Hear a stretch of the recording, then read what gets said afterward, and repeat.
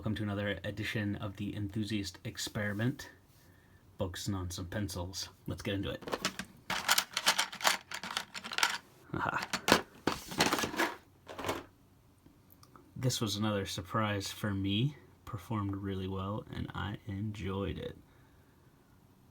This is actually a gift from a friend, and I had never heard of these, but it is the Tombow Mono J. I unfortunately do not have packaging, so let's get into the review. Alright, here you go. So this is the Tombow Mono J in HB, as you can see here. Unfortunately, again, this was a little bit harder to find some information on, so this is what I was able to find, but let's jump right into it. So the Graphite Core here, let's see how that's centered while we're at it. Pretty good. Not too shabby. Alright, and it is an HB, and they say that it is a high-density, break-resistant graphite mixture. The wood, I could not find any information on it, but, you know, it looks like typical cedar, but I'm not sure. The body is hexagonal, black body, gold and white lettering, as you can see here. The pencil itself, so made in Japan, for high precision drafting, and then the HB being in white. Barcode in white, HB in white again, and then on the third side here is the name of the pencil and white HB. So I like that HB is on three sides, pretty cool. End cap there, which is our next section. No ferrule, no eraser, no end cap. Price that I could find online was $18.99 for a 12 pack, so not exactly inexpensive, but you know, a little over that medium price point. And they originate from Japan.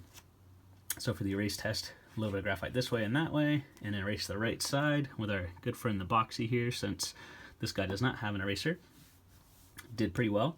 Smudge test, write the word test, smudge with our thumb, and you can see there, did pretty well on that.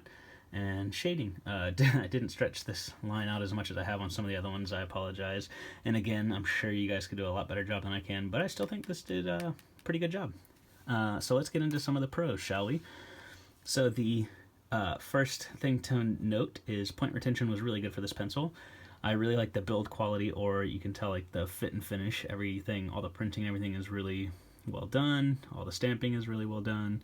Everything just kind of screams that this is a high quality pencil. Paint finish is really nice. I love that the HB label is on three sides, so basically no matter where you set it on your desk, you could pretty much see what grade pencil it is. Nice for artists, and you know, people that may use a lot of different grades of pencils at the same time, you can quickly identify this. Erasability, did a good job. Smear test, did a good job. And out of all these in this book so far that I've tested, this is the only pencil that did not break the very tip of the lead. So usually, let's see if I can even get that to focus. Not that it matters, because this has been worn down, obviously I've been using it, but once I sharpen the pencil, then I go ahead and write all this information, and every single pencil so far has broken, usually when I draw this line with my ruler, which is this little dude here. Super duper handy, which we could do for another video maybe. But literally, if it's not when I draw this line, it's when I start writing the name of the pencil itself. All the other tips have snapped right off. Apologize, I kicked the tripod there. Something I'm super passionate about. This one did not. It lasted through the entire review and nothing popped off, which is really cool, especially with a long point sharpener like this guy. It's pretty much, a lot of those leads tend to break. So, and good tonal quality. We get some really good darks and you get some really good lights, lighter sides. And I like that it is a smooth graphite, and yet it's still firm, so you get that kind of the best of both worlds. You get really good point retention, but you also get really good darks, and it's still smooth. So it's a dark, smooth pencil, but you get the long-lasting tip like you would on a super firm pencil like the Faber-Castell we looked at before.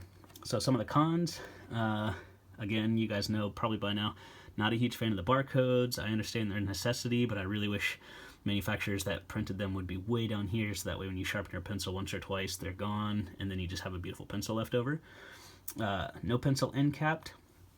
It's not a huge deal. It's not a deal breaker by any means. It's just an aesthetic design choice that I prefer, but this does not have that.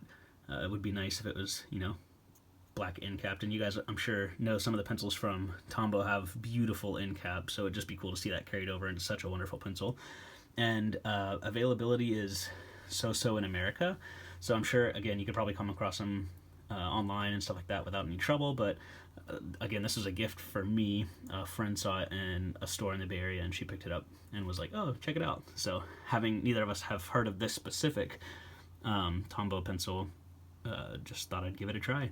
But upon looking online, you know, you could find them, but again, it's not, being in America, we don't quite have the access to these like people in Japan most likely do.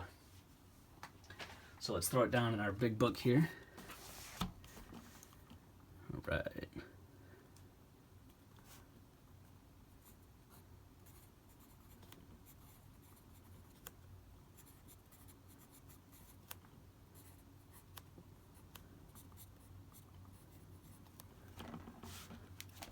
All right. And you can see definitely darker than the Apsara, which is a B, and this is an HB, so that's pretty cool. Same, darker than the Nataraj. Not as dark as the Muji 2B or the Nano Dia. Maybe somewhere along the Palomino HB, maybe just a touch darker.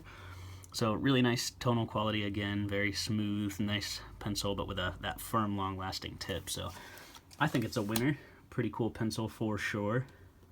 And set that down there for you. And I appreciate you all swinging by. I'd also appreciate if you like, share, and subscribe so we can grow this channel together. And until we meet again, take it easy.